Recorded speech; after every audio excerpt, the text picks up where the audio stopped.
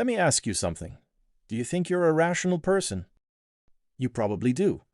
You think you look at a situation, think about the facts, and then make a decision. But here's the uncomfortable part. Your brain makes decisions before you even realize you're making them.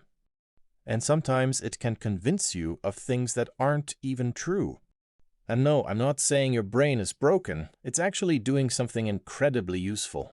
Your brain has to process an unbelievable amount of information every single second. So instead of carefully analyzing everything, it uses shortcuts. Most of the time, those shortcuts work perfectly, but sometimes they lead you in completely the wrong direction. Think about the last time you met someone for the first time. Maybe they smiled, spoke confidently, and seemed really friendly. You probably formed an opinion about them within seconds. And here's the interesting part. You didn't sit down and consciously analyze their personality. Your brain did it almost automatically. Now imagine that person says something awkward 5 minutes later. Suddenly, your opinion might change. And you may not even notice how quickly your brain has started looking for evidence to support that new impression. Once your brain has an idea about someone, it doesn't always look at new information objectively. Let's make this really simple. Imagine you just bought a brand new phone. You spent a lot of money on it, and honestly, you're excited. You love the camera, you love the design, and you keep telling yourself that you made the right choice. Then you go online and start watching reviews. You notice every positive comment. Someone says the camera is amazing, and you're thinking, exactly, that's what I thought too. Another person praises the battery, and suddenly you're even more convinced that you made a great decision. But then someone says, honestly, I think this phone is overrated. And suddenly, you become defensive. You start explaining why they're wrong. You mention the camera, the battery, the design, the performance, everything. The funny part is, you didn't suddenly become an expert on smartphones. You just didn't want to believe that you might have made a bad decision. Your brain was protecting the choice you'd already made. And this is where things get really interesting. Your brain does this kind of thing all day long.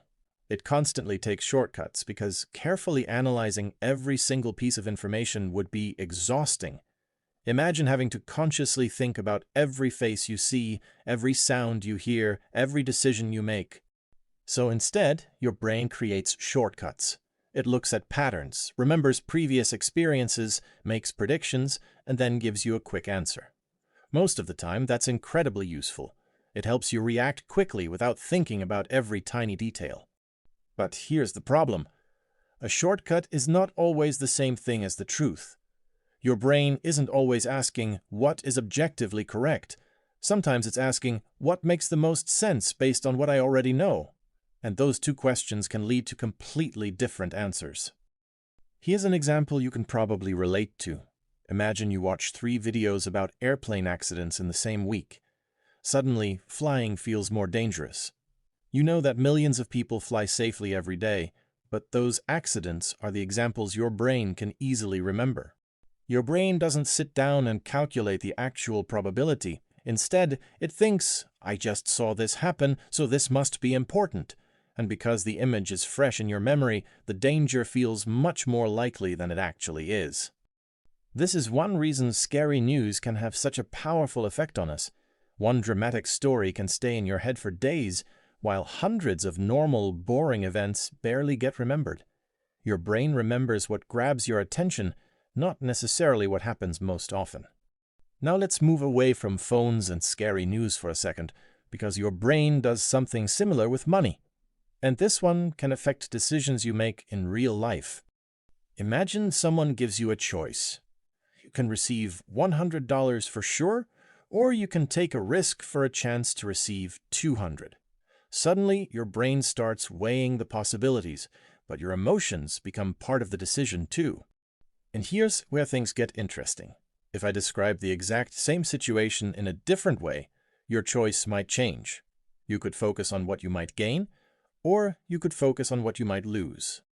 The facts haven't necessarily changed, but the way the situation is framed has changed how it feels, and sometimes that small change is enough to influence the decision you make.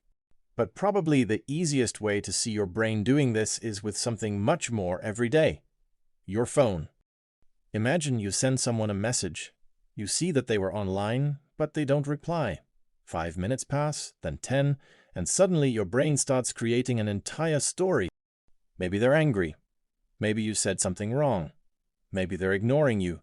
Maybe something happened. Notice what's happening here. You haven't actually received any new information. Your brain simply hates uncertainty, so it starts filling the empty space with explanations. And this is where overthinking can become so convincing, because once your brain creates a possible explanation, you start noticing things that seem to support it. They finally reply with a short message, and instead of thinking, they're probably just busy, your brain might immediately think, see, they're definitely upset with me. But here's the problem. The message didn't actually tell you how that person feels. Your brain added that meaning. That's the difference between what happened and the story your brain created about what happened. So, does all of this mean you can't trust your own brain? Not at all. Your brain is doing exactly what it evolved to do. It's trying to save energy, recognize patterns, predict what's coming next, and protect you from possible danger. That's actually an incredible system.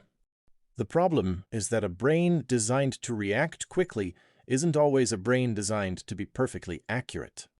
So the next time you're completely certain about something, pause for a second and ask yourself, what do I actually know and what am I assuming? Because sometimes you're seeing reality exactly as it is, and sometimes your brain has already written the story for you. And honestly, that's what makes psychology so fascinating. The brain you use to understand the world is also the brain that's constantly interpreting it.